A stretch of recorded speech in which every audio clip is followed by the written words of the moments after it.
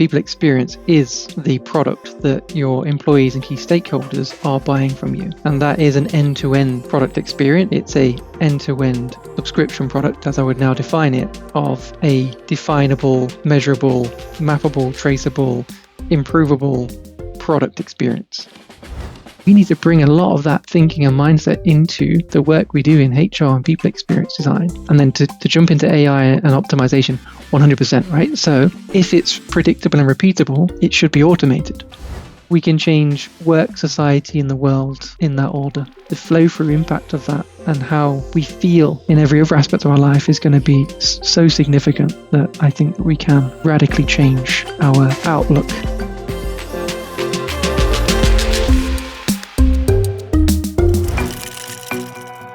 What does it mean to design work as a product? And how can HR break free from the traditional silos and create a meaningful, unified people experience?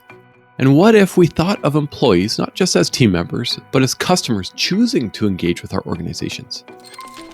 Hey, I'm Tim, and welcome to Future Work, the podcast for HR professionals navigating the ever-evolving world of work.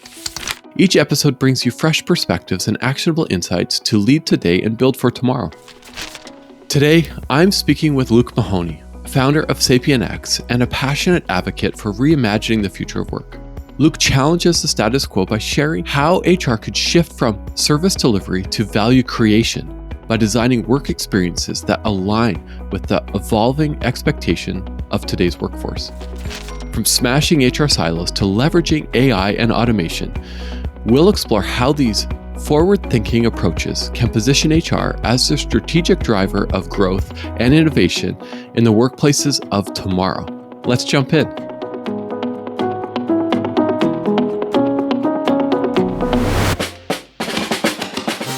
This episode of Future Work is brought to you by Tactic. Does your hybrid office feel like chaos? Who's in the office? Where are they sitting? What meeting rooms are available?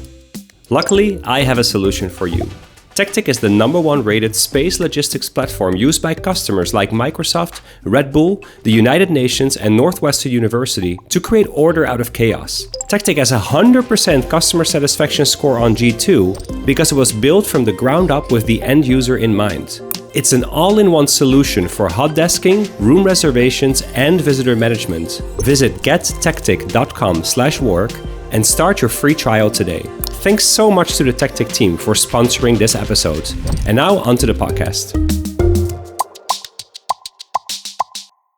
Well, today we have the one and only Luke Mahoney on the show. I'm incredibly excited to record with you, but something about you, just in the back of my mind, made me say, everybody in HR needs to know who Luke is. Like, you're onto something. When you go to your website. That's very kind, I'm sure. Thank you. Well, I think it's absolutely true. And why I say that is because of your passion for the people experience. We're going to get into that. When I go to your website, SapientX, one of the taglines, the first thing I see is you're smashing HR silos. What does that mean? I mean, that's disruptive talk right there. So what does that mean? It's a great place to start, and it is disruptive talk for good reason. So what does that mean? We have now had decades of the Ulrich model, right? Which is siloed by its very design. So you have this situation where you have different centers of excellence and different service areas and different parts of the whole HR infrastructure and people operations deliberately split out into different sections that operate in silo. And I've had some fascinating conversations with Dart Lindsley recently. I don't know if Dart is someone that's on your radar, but anyone listening, go and look up Dart because he's fascinating. I'm going to talk a bit more about him as we go in. In one of those conversations with Dart I had recently, he was talking about how really that was a procurement model, right? So that was almost HR's procurement. Like, how can we standardize, streamline, cost strip? How can we optimize for humans as resources? Literally, how do we treat them as a cost? How do we treat the human component of our business as something to be managed and controlled and sort of commercially focused, but in the wrong way? So it was very much about divide, conquer, control, and scale, but not in the right ways. So when I talk about smashing HR silos, we can't continue down that path of stripping down the end-to-end people experience and the end-to-end employee lifecycle into these little boxes of L&D sits over here, talent sits over there, people operations sits over here, DE&I sits over there, well-being sits over here, because that's what we've done for decades now, and we seem to just keep adding different categories to that and go, right, we need a person for that, we need another subdivision for that, we need another category of work for that, and really they're all features of the same thing. Now I can dive straight into what the alternative is from my perspective, but perhaps just pause there to allow you to chime in on that. What's coming up for me is just when I think about that classic diagram of the employee life cycle, and then we slot positions in that employee life cycle to say, you're responsible for this, you're responsible for this. But I also hear from social media, from specifically LinkedIn, of HR folks are expected to know so much about so many different positions. And so then we get into that conversation of, well, then we just silo it out, which is what we're not looking at doing. And I agree, we need to create some unification across that entire function. But before we get into it, you also said a couple words that I think we should define, which is people experience, and how is that different from employee experience? Yeah, to some extent, there's some semantics at play. And so depending on what you're doing with employee experience or people experience, they can be interchangeable as phrases. But people experience, as I define it, I've come to define it, is actually the product of work. The people experience is the product that your employees and key stakeholders are buying from you. And that is an end-to-end product experience. It's not a singular moment, and it's not a singular piece of employee experience. It's a end-to-end subscription product, as I would now define it, of a definable, measurable, mappable, traceable, improvable product experience. So when I talk personally about the shift from HR to PX, for me, it's to do with shifting mindset first, right? So that's the key thing here. There's been 1,001 rebrands of HR, personnel, human capital. There's been 1,001 different rebrands. This is not a rebrand. It can't be a rebrand. It can't just be a new name slapped on the old practices. It's a complete switching up of how we think and work in the profession of HR, because the profession remains. We can't just rip HR out from our shared cultural vernacular. So we still need to remain attached to that to some degree so that people actually understand what we're there to do. But HR to PX for me is about taking the function from a support and service-based and administrative-based function, which is there in service of the business, and shifting it into a strategic growth driver, an enabler, an enablement function, where the primary focus actually is how do we optimize the experience of work, let's say, and the work products that we're offering to get the most out of our people and to drive and accelerate business growth. How do we align the product, the people product that we're designing, with the top organizational priorities of the business? And how do we connect all of those now siloed people functions and initiatives and programs, and how do we actually refocus them on a singular objective, which is to create a unified people experience product for our end users, which are employees being our main customer base, but then we've also got internal stakeholders and external stakeholders that factor into that. And actually, by a few degrees of separation, our external customers who are buying our company product are also a subsidiary benefactor of the people experience product that we are delivering internally, because that is going to have a direct impact on the quality of output, the quality of service, the quality of everything. That the end external customer experience is going to be driven by the quality of that people experience product internally. So that was probably maybe too many words to address your very direct and simple question, but hopefully that gives the flavor of where my thinking's at.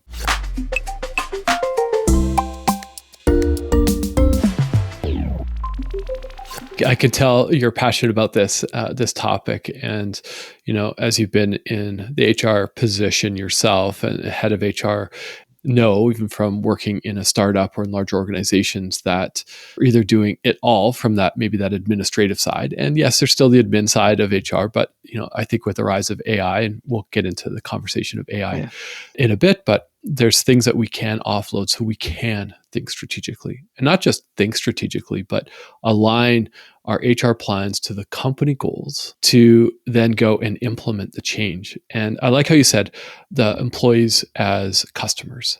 You put out a clip on social about that, about you talking with somebody about that exact thing. And if we actually think about that they're just not, employees, they're customers, and we are delivering a product to those customers. I think that's what you're saying, right? Is wrapping exactly it in that. So I'm going to come back to that actually, but just to touch on where you started there. So yeah, for anyone listening, my experience in this is I was the last operational role I did before starting SapienX was I was a head of people and operations in a startup myself. It was in Birmingham here in the UK. We were payment solutions startup for the fleet industry. I always joke and say not a particularly sexy industry, but actually we were a sort of a challenger brand within that because there's a lot of established incumbents, and we were actually breaking the mold particularly in terms of service delivery and how we actually serviced our external customers. And my role in that was exactly this. It was building our internal people product, although I didn't actually use that language at the time. That's language that I can now apply retrospective as I've been able to spend time codifying how I was working, what I learned, and pair that with the work of others like Jessica Swan, Marie Krebs, Lauren Gomez, Dart Lindsley, and others, Juby Yao. It's, you start to go, okay, I'm not the only one thinking like this. But to backtrack to my position, I joined to head up everything to do with people and talent, as is often the case in a startup. It's like we need people in and we need them to stay. It's like, okay, I can fix that for you, no problem. And then by passion and naivety, kind of accepting opportunities that came up to me probably more than I should have. And by the time I left, I was operationally responsible for everything to do with people and talent across the business and org development more broadly, product. So I was actually heading up our product development and what we're doing in terms of building new product for customers, marketing and brand, including a full rebrand of the company and relaunch of our positioning and everything to do with our marketing efforts. I was supporting all other functional heads, which I actually brought in and created that infrastructure. I was supporting them with their strategies and everything to do with continuous improvement, strategic go-to-market. So like everything, basically, which is why I was like, okay, well, some of this stuff that I've been taught or that I'm finding out about how to do certain things in HR just isn't right. Like this actually doesn't make any sense. And it's in direct conflict with these amazing design practices and these product principles and these other things that I'm learning. Like we need to reset here because there's so much we can learn from outside of HR that is going to make us way more impactful and value creating in the work that we do. And that's another key distinction of this move from HR to people experience. HR is service delivery, PX is value creation. And so that's another key distinction. And that was what I learned from naively taking on responsibility for all those areas, is that there's way more outside of our professional domain is going to help us deliver way more value to our end users, our internal customers. And that's how it started for me. And then it was only after I left that I then had chance to reflect, codify, meet some of those other people that I've already named and start going, okay, wow, there's a language out there. There's a language framework that I can put to this. Okay, I can see what I did there matches to that thing that Jessie shared in her blog there. And this model looks like it's quite similar to what Lauren and Marie have open sourced at Learnably, and it's just starting to go, okay, great. And between us, we're starting to sort of layer on that language and the skills and the tools required to shift quite dramatically from service to value creation in our field. If I can continue riffing on this, let's do it. the clip that you mentioned that you'd seen on my socials actually was a conversation with Dart Lindsley recently. He's released brilliant, co-authored as well. I do apologize, I forgot the name of his co-author, but he's co-authored a brilliant HR business review article that went out a couple of weeks ago called Reimagining Work as a Product. And again, took my thinking to another level because I was just thinking about the people experience as a product that we're designing and delivering, which is great. That's one side of it to our customers. But what Dart and his co-author have brilliantly introduced is actually we can learn quite a lot from the jobs to be done framework and how actually me and Tim as an employee, we're actually buying our job to perform various roles for us. Like we're actually buying our job. So subscribing in this case to, let's say, I was going into another head of people role. I'm making a purchasing decision to buy that, and it's fulfilling certain requirements for me. So that might be the basic ones of money, maybe status, time, purpose, meaning. Like there's all sorts of things. But then, as in Dart's research, they go layers deeper. I think he said they found 36 different reasons why people buy their jobs, which are many and varied. And then there's this idea then, okay, well, if that's the case, then over time, what someone is needing from that job and what they're expecting from that job is going to be different, because the job is going to perform different roles for them as they themselves develop. So really fascinating concept. And then the counter to that is, what does that cost us as the employee? What is the opportunity cost for us taking that job? And there's this whole layers of interesting complexity to that whole job dynamic, which completely leaned into this idea of work as a product and how we need to design for it in a very different way than we have been doing up until this point. I think that I find that fascinating, like designing work as a product. And I like how you and the guest was sharing about work customers. And I think about the future of work, and I can't help but think about, and even from previous guests who've been on the show, and they talk about how, there's this rising movement of fractional work. And there's this rising movement of employees just don't want to just work the same job for 5-10 years. And we already see that. We've seen this numerous years ago, even before the pandemic, where people are a year, 18 months in a job, and then they're switching and moving things around. And when we think about that future of work, and we think about redesigning our workplaces, even from an HR perspective, how do we do that? Like that's a massive undertaking. Not only just if we had a blank slate to start, but we have the competing pressures of the day-to-day admin, the CEO and founding team saying, here's the goals, or HR is costing us too much. Whatever you're hearing. I can imagine somebody's listening to this and going like, I don't know where to start. It's overwhelming. Yeah, it's a good point, because there are easier places to start and there's harder places to start. So an easier place to start is in a startup scale-up where it's more greenfield. You've got more opportunity to do things differently. The language fit is better, because an early stage company is in product market fit stage itself. It was going to recognize the type of experimentation and agile practices that required to work in this way. So there's an easier starting point, which is there. But even there, you've still got expectations of, well, people think HR is perform certain tasks because that's what they've always experienced from HR in previous roles or in the media, because HR is the classic, fall guy scapegoat in any sitcom. Like there's always the HR person that is the fall guy in a business, or the boring one, or we've got to do some mandatory training again, or here comes HR, everyone hide, close your drawers and close your computer, stop talking, HR is coming. Like there's all of this legacy sort of expectation around this idea of HR that is probably why the naming convention change is important too, because as we have new generations entering the workplace, we can give them a different experience of their people functions, which isn't the HR that perhaps you and I experienced in our early career, and our parents certainly experienced in their careers, because of the mechanisms by which human resources was being delivered and applied for, and again, not bashing Dave Ulrich at all. Like what he introduced was revolutionary and was really worked, and it really scales. Very efficient. It scales because it's a procurement model, but it's not particularly human-centered, and it doesn't take into account things like we were just talking about there. So first of all, it was pre-COVID, like decades pre-COVID, and yet it's still the dominant model. So if we ignore everything else that's happened up until COVID, and a lot has happened and changed in the workplace before COVID was just this massive sort of global wrench in the very concept of work and the role that work plays for us. And whilst the normal person on the street maybe doesn't have yet the same type of language and knowledge set that Dart would have around talking about what's happening there, the role that work plays for many people changed. And that's why we saw so many people going, actually, I'm not doing that anymore.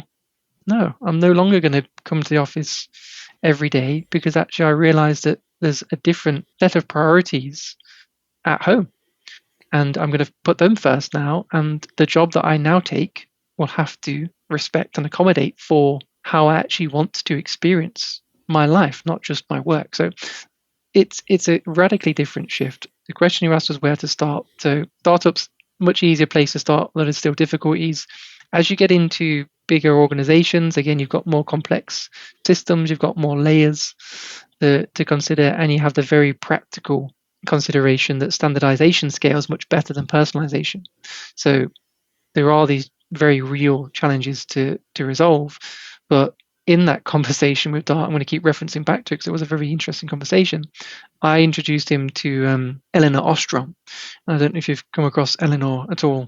I think the late Eleanor Ostrom, but she was part of a team who won a Nobel Prize in economics for their research into, essentially, it was that she's a systems thinker, and it was like a systems thinking based approach to the study, but essentially, which sounds common sense to us now, that the people closest to a problem are the best people to solve that problem. And so the study was actually around how communities managed resources, or the resources of the commons as defined in the study. But what they found conclusively, which again sounds common sense now because it's become mainstream thinking, at the time was quite revolutionary, that the best people to manage resources are those that are as closest to it. The local communities are best placed to manage local resources rather than top-down governmental control and regulation of how resources were allocated and distributed, which was the prevailing methodology. We still have that in many places, and even in countries like the UK, where we have local government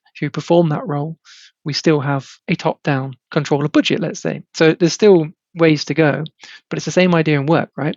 And so you've got the ability to enable others to create and build the people experience product for those local to them, right?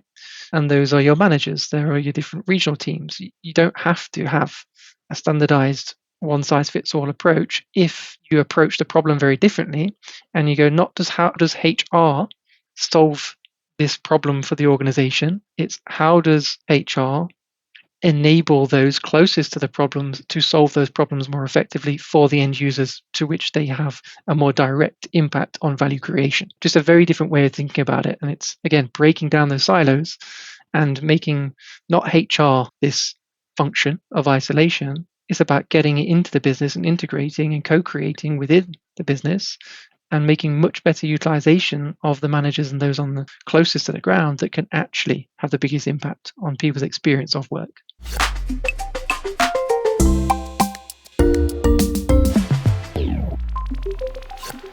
I love how you framed that, away from HR being the department to solve all the problems, but HR being the enablers to go into the organization to support people where they're at to solve the problems. You know, I spent some time in the disability inclusion space, and it's often said, don't come up with a policy without talking to those who live with a disability. Don't come up with an accommodation policy unless you're crowdsourcing it, bringing in the actual stakeholders. Is this an accessible space? Is it an accessible policy? Do people understand it?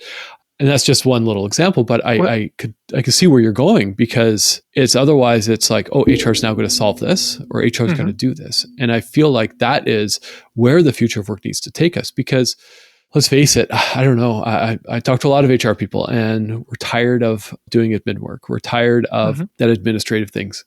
Let's grab some AI and plug it in, and we can leverage systems to then free up that space, because I think that could be a barrier for people, is to get over that hurdle. 100% it is. And the two things on that. So my newsletter that I started writing today that will go out tomorrow actually focuses on the idea of designing for the worst affected user, right? And it speaks to that point exactly. So there's a brand called Oxo that I don't know how global they are. They're in the UK, they're known for making gravy and stuff like that. You know. Oh yes, Gravy granules. Familiar. They also had a range. I think it was called Good to Grasp, the range, but they had a range of like kitchen utensils, peelers, and other sort of handheld kitchen utensils that they released that were designed specifically for those with severe arthritis in their hands and joints. So that they were designed so that those users could still use the products, and they turned out to be category leading across all buyer demographics because they were designed for the worst affected user. In that case, someone who could barely hold a handheld kitchen utensil, and that improved the product experience for everybody else. And so you have this idea of actually, we don't need to design for everyone. We need to understand the moments that matter and the problems that exist, and solve for the worst affected users first in each of those use cases, and you improve the overall experience and people product experience for everyone. So there's clever ways that we can go about this, again, directly stealing from product and design outside of, you would never find that solution in a HR handbook, but you'd absolutely find it in the world of design and product, because that's how they think and how they operate. So we need to bring a lot of that thinking and mindset into the work we do in HR and people experience design. So that was that on that part. And then to jump into AI and optimization, 100%, right? So if it's predictable and repeatable, it should be automated, right? Because why wouldn't it be? If we're still doing manual processes, which we know are coming up, let's say onboarding is a classic, right? We can map that experience of onboarding to every detail, and most of it can be automated. And then you put in the people element, the human element, where it's most critical. So it's absolutely possible. And if nothing, I'm a curator of other ideas. And Juby Yao, again, another one for anyone listening, check out the Scaling Startups blog by Juby Yao. One of the things she talks about is the inverted HR hierarchy of needs. I'll try and do a good job of visually presenting this to anyone listening and not looking, because I've modeled, but we're all familiar with Maslow's hierarchy of needs, I should think. So there's a standard pyramid, and you go up the layers, the bottom being that's most critical first, and then you go up the layers, etc., until you get to self-actualization at the top. So within the HR hierarchy of needs, we have at the bottom run, which is running HR that just works. So that's a lot of that current admin, like function ops stuff that just needs to be churned and done. A lot of that is still manual or clunkily done with AI. And the width determines the amount of time we spend on it. So the bottom of the pyramid, running HR that just works, is a huge chunk of time that is used by most HR functions. The next layer is grow. So that is actually, drive. So that's actually, okay, we've now got a little bit of time where we can use HR to drive internal strategy. So we can actually contribute then. That's great. Then we've got grow at the top, which is, I think scale actually is next. Scale and then grow. But again, I won't go through each of them, but essentially every time you go up, you're doing more and more strategic things that are actually accelerating people and business growth and moving you away from that HR and support function. So if you're still with me, listeners, we've got that pyramid, we've run at the bottom, which is the widest element, and we've got grow and scale at the top, which are the narrowest element, which shows that we're doing more work in run than we are in scale and grow. Juby's model flips that on its head. So actually, the layers remain the same, run, drive, grow, scale, but now the pyramid is inverted, which means the smallest chunk of time is in run, and actually the greatest amount of human time is in scale and grow, because this is where automation and technology comes in, and AI and the emergence of so many AI is that actually most of what's taking up our time at the moment and is making us an administrative support function can and should be automated, and we should use technology to free up time to do the actual human work, the design work, the user conversations, the research, understanding the business strategy, understanding the top org priorities, and designing then solutions that enable growth and drive growth, not spending majority of our time managing administrative processes that don't scale because we haven't built scalability into them. So again, hopefully that mental model translates on an audio format.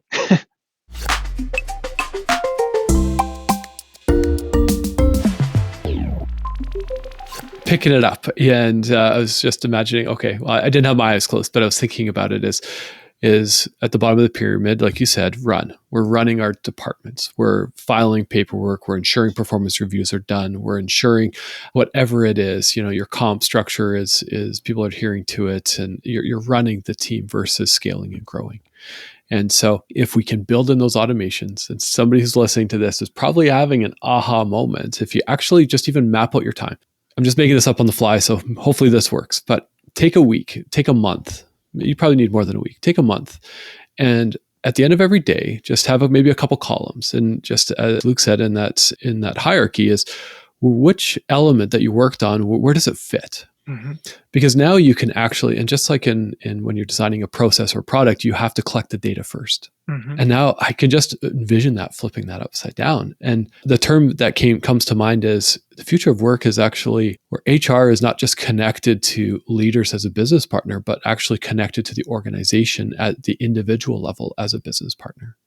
It's the And end like users, walking that shop floor and saying, 100%. what's going on? What do you need? What's your barriers? How's it going? Not just sending out a survey every quarter, but actually gathering real insights on the fly. You're only going to know that by speaking to people, like, and actually, like you say, getting into those conversations, because most people do like pulse surveys or engagement surveys, and at worst, maybe they're quarterly, and then maybe sometimes they're annually in some companies. But all you're doing is capturing a moment of time. You're not actually getting any high quality feedback. You're not actually getting feedback at the point where it really matters. And so part of this product analogy, anyone listening, if you're not comfortable with the idea of this people experience as a product, and to be clear, I think confusion comes, people are not the product. The people experience that we're designing for them is the product. So just to make that distinction, it's not that we're now treating people like products. It's that we're building an experience for them, and that is the product to which they're subscribing, like you would a Netflix subscription. And the idea with that is that in order to maintain a customer in a subscription model, you have to create continuous and increasing value. Otherwise, that person is likely to serve notice on that subscription and leave, which is why many people have their complaints about Netflix selection. But it is continuously changing, continuously updating, improving. They invested heavily in their own production, so that they've got unique content that's only available in Netflix. That's why they've done all those things, because they need to keep subscribers engaged. And yeah, you better believe that they're capturing as much data as they possibly can about user behavior. And that's why your Netflix screen is tailored to you, like things that you might like, because they know based on you and your actions and those of your demographics and the persona in which you sit in, they can reliably predict things that you're going to find entertaining because they understand you. And it's that level of understanding that we need to get to. And we can only get there by, again, adopting UX principles and carrying out user interviews and understanding, again, like I say, the mapping out the key moments that matter across that life cycle and focusing on that and saying, okay, where's the friction here, and how can we remove friction, and how can we put force into this by adding something new that is a positive element, and where do the problems exist, and not through the phrase anecdata, so not through anecdotal feedback that may or may not be true, but hard data that we can measure and track. And then we can take action on and experiment and ideate and problem solve and prototype and all of the things that you should do when you're solving problems that we don't do. Because so often in traditional HR functions, again, going back to that smashing HR silos, not only do silos exist within HR often operates as a silo, as a whole within a business. So it's a case of, we think there's a problem over there, or we think there's something that we can do, or a program that we need to develop. So we'll sit in a room together as HR folk. We'll come up with what we think is a good idea, or say, how does Netflix solve this problem? Let's go and steal from their playbook. And we'll go, okay, great. Copy and shift. We'll design it in a room. We'll spend months, creating this program, and then we'll launch it to the business. And everyone go, I usually swear when I'm telling this bit. I don't know what the vibe is on this, so I'll hold back the swear words. But what is this thing? You can imagine the language I might use in other contexts. What even is this? We don't want it. We don't know how to use it. Why have you given this to us? And the engagement on most HR programs and initiatives is so low because it's been designed by HR people in a box, rather than getting onto the shop floor, like you say, understanding the actual problem, breaking down our assumptions, applying some first principles thinking. So, okay, what do we actually know to be true here before we even start designing? And then when we are designing, let's design with our end users. What a novel idea. Let's actually create with them. Let's co-create with them. Let's co-design with them. And let's give them prototypes to test and tell us what works and what doesn't. And then only when we've proven that we've got a program of value do we then push it into scale mode and go, right, we can now push this into more user groups across the business because we know that it adds value. Or conversely, we've tested it, it doesn't add value.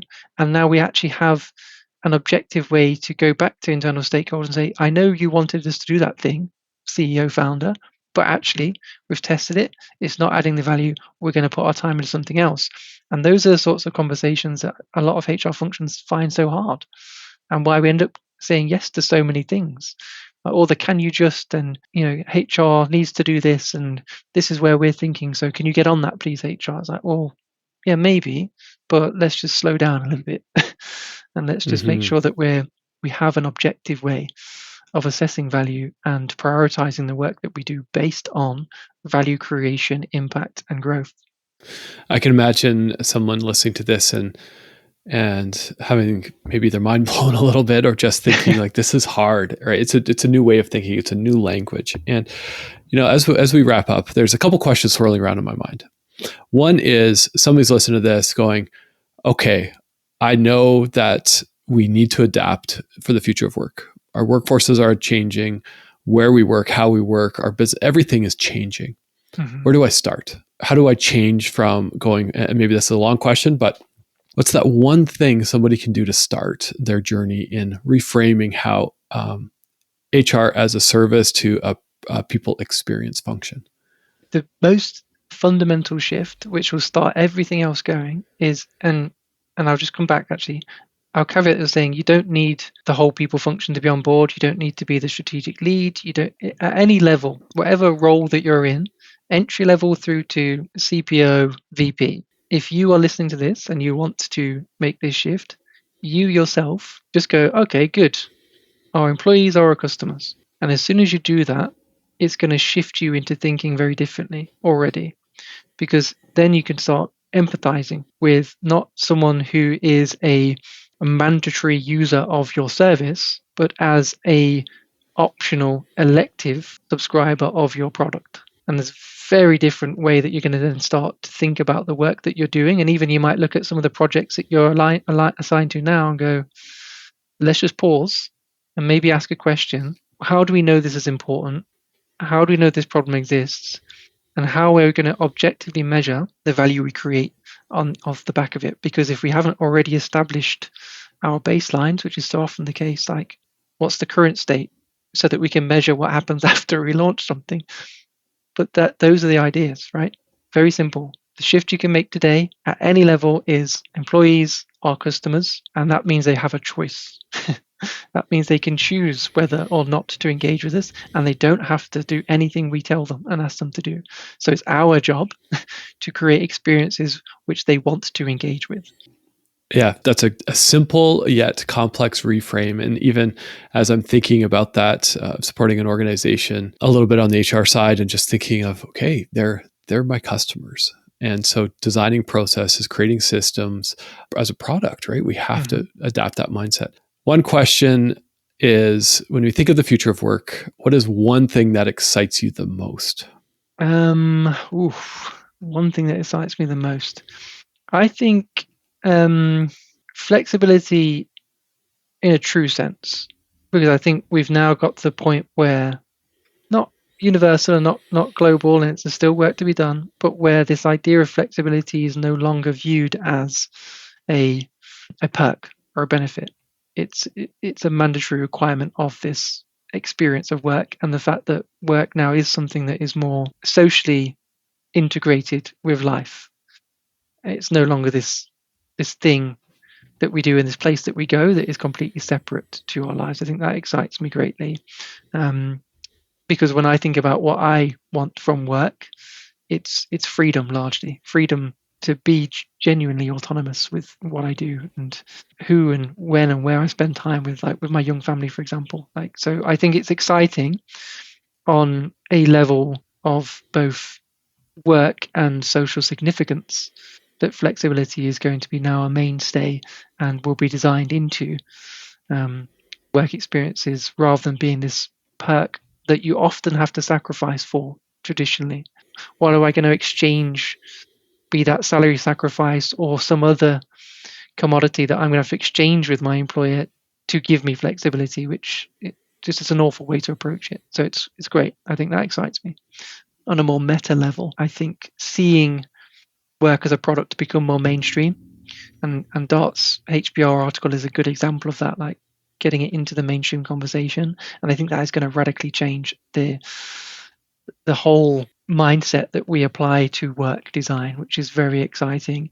I used to say, and I still believe this, we can change work, society, and the world in that order.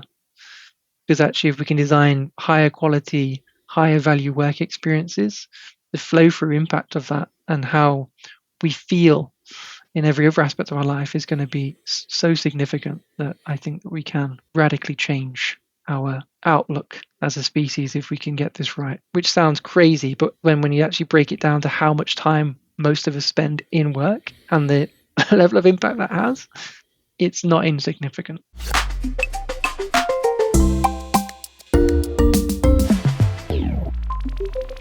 Luke, I'm eager to apply some of these principles even to the organizations that I support, and thinking of our employees as customers. And we think about that for the future of work. That is going to help us redesign the jobs, the work, the programs that we're in charge of.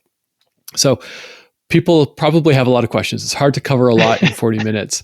Where can somebody find you if they want to track you down? Well, absolutely, the best place to find me initially is going to be LinkedIn.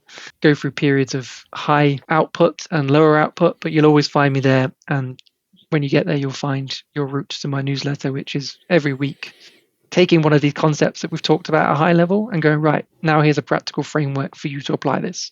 So that would be a great place to go. If everyone wants to get practical, go there. On my LinkedIn profile, you'll find a link to the PX Espresso library where you'll find now 70 editions of newsletters, which are highly practical.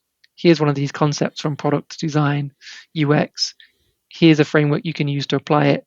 And here's some examples and case studies of what you can expect. So it's highly practical. So a good place to go. Amazing. And we'll make sure that you are linked in the show notes, and we're going to just collaborate across all the platforms. And so if you're listening, you definitely need to connect with Luke. And for the listeners, thank you for spending some time with us. You know, we are here at flexos.work, really about the future of work. And so if you have questions, if you have questions that you don't have answers to about the future of work, about AI and how we work, please reach out. Good way to find us is head to flexos.work/subscribe, and you'll find all of our contact links there. So thanks again, Lou, for coming on, and thanks to those who spent some time with us today. Take care.